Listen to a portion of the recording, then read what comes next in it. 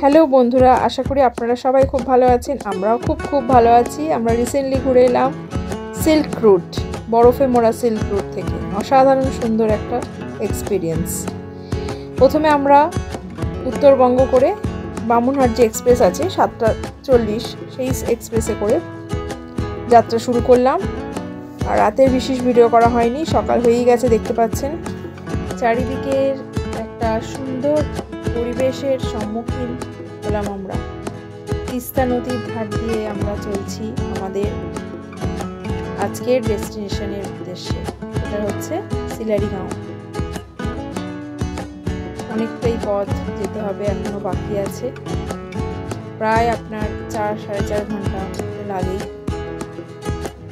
4-4.5 ঘন্টা পথ অতিক্রম করে আমরা অবশেষে একটা মনেস্ট্রির সামনে এলাম। ঠিক আমরা কাছাকাছি চলে এসেছি আমাদের আজকের ডেস্টিনেশন সিলারিগাঁওয়ের জন্য।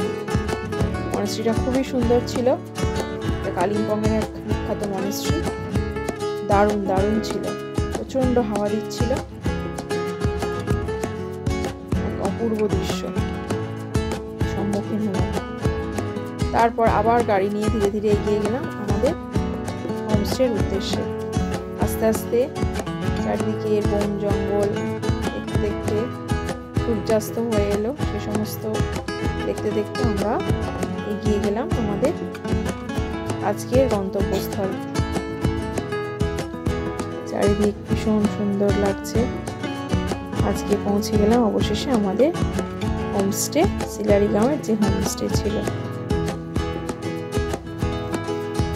এই হচ্ছে রাতের নাইট ভিউ। তারপরে এই হচ্ছে হোমস্টে যে ডাইনিং স্পেস। এখানে এসে খেতে হচ্ছিল। খাওয়ারও খুব সুন্দর। গিয়েতেই লাঞ্চ পেয়ে গেলাম। কিছু করার নেই, লাঞ্চ একটু দেরি হয়ে গেল।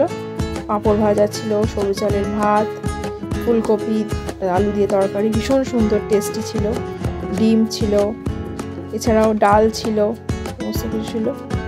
আর তারপরে হয়ে গেল রাতের খাবার। রাতের খাবারে ছিল আলু ভাজা, চিকেন, রুটি, যে যেটা পছন্দ করবে। কেউ রুটি, কেউ ভাত, যার যেটা প্রেফারেবল ওরা জিজ্ঞেস করে না। এই হচ্ছে পরের দিনের সকাল। রাতের আর বিশেষ ভিডিও করা যায়নি, খুবই টায়ার্ড ছিলাম। এই হচ্ছে ফ্রেশলি ভাবে একটা ভিডিও করেছি পরের দিনের সকাল। এই হচ্ছে আমাদের রুম থেকে অসাধারণ কাঞ্চনজঙ্ঘার ভিউ, যাকে বলে আর কি একদম বিছানায় বসে কাঞ্চনজঙ্ঘা উপভোগ করা। অসাধারণ ভিউ। এখানে ফোনে অতটা স্পষ্ট আসেনি আমার। অসাধারণ, দারুণ ছিল। একটা প্রচণ্ড ঠান্ডার মধ্যে ঘুম থেকে উঠেই সেই কাঞ্চনজঙ্ঘা সুন্দরী আমরা সচক্ষে তার দর্শন পেলাম। এই যে হালকা এসছে, ফটোতে অতটা আসতে পারিনি, সেটাই আপনাদের সাথে শেয়ার করে নিলাম। এই হচ্ছে আমাদের চারিদিকের যে পরিবেশ ছিল তার একটা ভিউ আপনাদের সাথে শেয়ার করলাম। কিছু বলার নেই, যতই ছবি তুলি না কেন, যতই যাই করি না কেন, এর কোনো শেষ নেই এই অনুভূতির। আর এই ছিল আজকে আমাদের সিলারিগাঁওয়ের যে হোমস্টেতে আমরা ছিলাম তার ভিউ, আর তার একটা ছোট্ট ব্লগ যাকে বলে আমাদের রুম থেকে ভিউ। দারুণ, বলার কিছু নেই, এক আলাদাই অনুভূতি। এরপরে আমরা আগের দিন যেহেতু একটু দেরি হয়ে গেছিলো, আজকে আমরা পায়ে হেঁটে ভেবেছিলাম একটু চারিপাশটা দেখবো, যাব।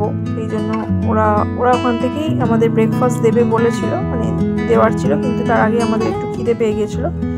সেই জন্য আমরা ম্যাগি অর্ডার করলাম, গরম ম্যাগি। হোমস্টের পাশেই একটি শপ আছে, সেখান থেকে একটা ছোট্ট রেস্টুরেন্ট, সেখান থেকে আমরা ম্যাগি অর্ডার করলাম, গরম ম্যাগি। দারুণ ছিল, তার মানে কিছু বলার নেই। 2-3 ডিগ্রি ঠান্ডা, তার মধ্যে গরম ম্যাগি, জাস্ট অসাম। এরপরে আমরা বেরিয়ে গেলাম আমাদের নেক্সট ডেস্টিনেশনের উদ্দেশ্যে। চারিদিকে দেখছেন কিরকম ফুল ফুটে রয়েছে, স্প্রিং যেহেতু এখন। তারপর আমরা আজকের প্রথম আমাদের যেটা ভিউ পয়েন্ট ছিল সিদ্ধিবিনায়ক টেম্পল, আমাদের যে গণেশজির টেম্পল। এটাও ছিল অসাধারণ সুন্দর। এই যে ভেতরে কিছু কারুকার্য ভেতরে কিছু কারুকার্য আমি এখানে আপনাদের সাথে শেয়ার করে নিলাম। দেখুন আপনারাও আমার সাথে, যারা গেছেন তারা তো দেখেইছেন, আর যারা যাননি তারা দেখেনি। আর এরপরেই আমাদের নেক্সট ডেস্টিনেশন ছিল রংলি বাজার, যেখান থেকে আপনি আপনার ইচ্ছা মতো কিছু শপিং করে নিতে পারেন। আমি টুকটাক কিছু শপিং করলাম, করে নিয়ে আমরা নেক্সট ডেস্টিনেশনে পৌঁছে গেলাম। সেটা হচ্ছে কিউখোলা ফলস। ফলসে এখন জলটা খুবই কম ছিল, যেহেতু এখন তো ড্রাই, মানে রোদ্দুরের টাইম, গরমের সময় ফলসে জলটা একদমই কম পড়ছিল। যাই হোক, তাও খুব ভালো লাগলো। এরপরে আমরা এগিয়ে চললাম আমাদের আজকের আসল যেটা ডেস্টিনেশন, সেটা হচ্ছে জুলুক। এই হচ্ছে আমাদের জুলুকের হোমস্টে। আমরা পৌঁছে গেলাম আজকে হোমস্টেতে, জুলুকের হোমস্টেতে। টিভি ছিল, একটা আয়না ছিল, আর একটা ব্যালকনি, তো খুবই সুন্দর একটা ব্যালকনি ছিল, আর ছিল একটা বেড শোয়ার জন্য। ব্যালকনিটা এদিকে ছিল, এটা তখন এত ঠান্ডা, সেই ব্যালকনিটা এই হচ্ছে ব্যালকনি থেকে ভিউ। অসাধারণ সুন্দর, কিছু বলার নেই। ব্যালকনি থেকে যে ভিউটা ছিল, এই যে দেখুন, আপনারা আমার সাথে দেখুন।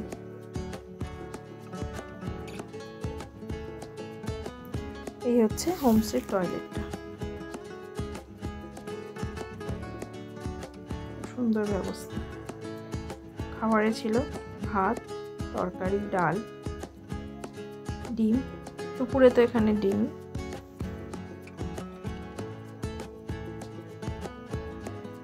রাতের খাবারে ছিল চিকেন, আলুর একটা তরকারি, রুটি। খাওয়া দাওয়ার টেস্ট খুবই ভালো ছিল, কোনো কথা হবে না। এই হচ্ছে পরের দিন সকালের ভিউ।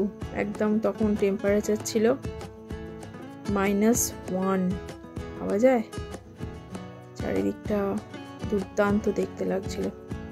টেম্পারেচার হলো তখনকার টেম্পারেচার হলো -1।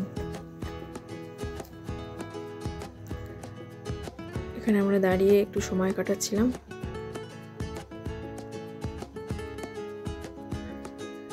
তারপরেই দিয়ে গেল আমাদের পুরি আর সবজি, পরের দিনের যে ব্রেকফাস্ট।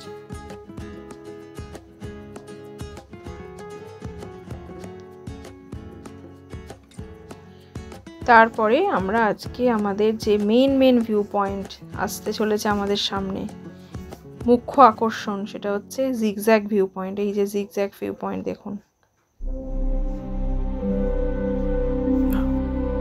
তারপরে এই দেখুন, দারুণ একটা জিগজ্যাগ ভিউ পয়েন্টের সাক্ষী হয়ে রইলাম। অনেক দিনের ইচ্ছা ছিল এইটাকে দেখার, এই পথগুলি দেখার। জিগজ্যাগ ভিউ পয়েন্ট অসম্ভব সুন্দর, অসম্ভব সুন্দর।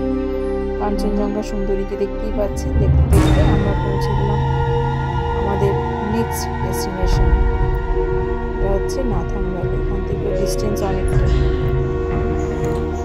সুন্দর এই কাঞ্চনজঙ্ঘা সুন্দরীকে দেখতে দেখতে অবশেষে পেলাম তার দর্শন। চারিদিক সাদা আর সাদা, এই যেন আমরা এক স্বর্গের সম্মুখীন হয়ে গেলাম, স্বর্গের কাছে এসে পড়েছি। এই যে কি দৃশ্য, না সত্যি না চোখে দেখলে বোঝা যায় না। চারিদিক খালি সাদা, বরফে মোড়া, তুষারাবৃত সিল্ক রুট। বাড়ি খুললেই যে আগে স্বপ্ন দেখতাম বরফের, যে দরজাটা খুলবো আর বরফ, আজ তারই দর্শন পেয়ে গেলাম। ছেলে আরম্ভ করে দিয়েছে বরফ নিয়ে খেলা। এই হচ্ছে বরফে মোড়া নাথাং ভ্যালি। আমার ছেলে হাঁটতে হাঁটতে কত দূরে চলে গেছে নাথাং ভ্যালি। চারিদিক খালি বরফ আর বরফ। এই এক অপূর্ব দৃশ্য, অপূর্ব। সত্যি না চোখে দেখলে হয়তো বোঝা যায় না কি দৃশ্য, এত সুন্দর।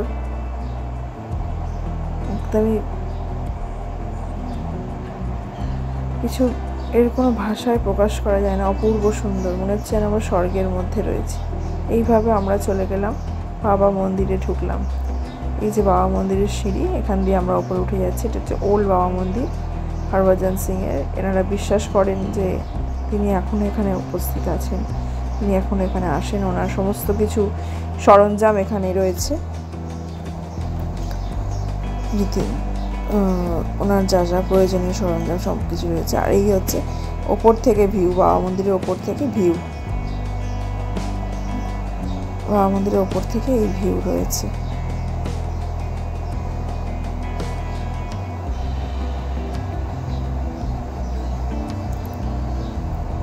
এই হচ্ছে কুপকুপ লেক, তারপরে আমরা চলে গেলাম কুপকুপ লেক।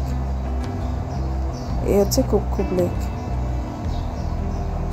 মার্চ মাসটা আমি মনে করি একটা আইডিয়াল টাইম, যে ঠান্ডাটাও মডারেট মোটামুটি, কারণ আমি তো আমার মাকে নিয়ে গিয়েছিলাম, ঠান্ডাটাও মানে মডারেট, অথচ বরফ চারিদিকে, বরফ আর বরফ, শুধু বরফ, শুধু বরফ আর বরফ, সাদা বরফে মোড়া চারিদিক, এক অপূর্ব দৃশ্য। তারপর আমরা চলে এলাম আমাদের হোমস্টেতে। হোমস্টেতে এসে আমরা আমাদের যে লিংথামের হোমস্টে রাতের খাবার করে নিলাম, ডিনার। আর অ্যাকচুয়ালি আমরা পৌঁছেছিলাম দুপুরে আমার ভিডিওটা করা হয়নি। এই হচ্ছে আমাদের হোমস্টে, এই হচ্ছে আমাদের লিংথামের হোমস্টে। এই হচ্ছে ভেতরকার ভিউ, অসাধারণ ভিউ, দারুণ ভিউ, দারুণ ছিল। পরের দিনের সকাল হয়ে গেছে, এবারে জল খাবার খেয়ে অবশেষে আমাদের ফেরার পালা। আবার ডেলি রুটিনে নিজেদের প্রতিদিনের ব্যস্ততায় ফেরার পালা। তিস্তাকে সাক্ষী রেখে আমরা চলে এলাম আমাদের নিজেদের গন্তব্যস্থল, আমাদের বাড়ি। এই হচ্ছে আমাদের 4 দিনের যে ড্রাইভার দাদা ছিল, ওনার ছবি আমি ডেসক্রিপশন বক্সে এনার নাম নাম্বার দুটোই আপনাদের সাথে শেয়ার করব। আর এই ট্রিপটা হতে আমার আপনারা চাইলে নিজেরাও যেতে পারেন, চাইলে ট্যুর এজেন্টকে দিয়েও যেতে পারেন, কিন্তু যেহেতু পুরোপুরি অফবিট, তাই ট্যুর এজেন্ট দিয়ে যাওয়াই মনে হয় ভালো। যদি কেউ প্রথমবার যাচ্ছেন তারা চেষ্টা করবেন ট্যুর এজেন্টের সাথেই যাওয়ার। আর আমরা খুবই ভালো ব্যবস্থা পেয়েছি, আমরা একটা ট্যুর এজেন্টের নাম্বারও আপনাদের সাথে শেয়ার করে দেবো আমার ডেসক্রিপশন বক্সে। আর আমার মনে হয় যদি ঠান্ডা বেশি না যেতে চান তো আপনারা মার্চ মাসটাকে প্রেফার করতে পারেন। আজকের মতো টাটা, বাই বাই। খুব শীঘ্রই দেখা হচ্ছে নতুন একটি ব্লগ নিয়ে। হ্যাঁ, যাওয়ার আগে আরেকটা কথা বলে রাখি, এটি আমাদের 3 রাত্রি 4 দিনের প্যাকেজ ছিল। মাথা পিছু পড়েছিল প্রায় 5,500 টাকা মতো খরচা। আর প্রথম দিনের লাঞ্চ থেকে লাস্ট দিনের ব্রেকফাস্ট অবধি ছিল। এনজিপি টু এনজিপি ছিল, এনজিপি থেকে পিক আপ অ্যান্ড এনজিপিতে ড্রপ ছিল। এই হচ্ছে আমাদের টোটাল সুন্দর সিল্ক রুটের একটি বর্ণনা। আজকে যাই হোক, আজকের মতো টাটা।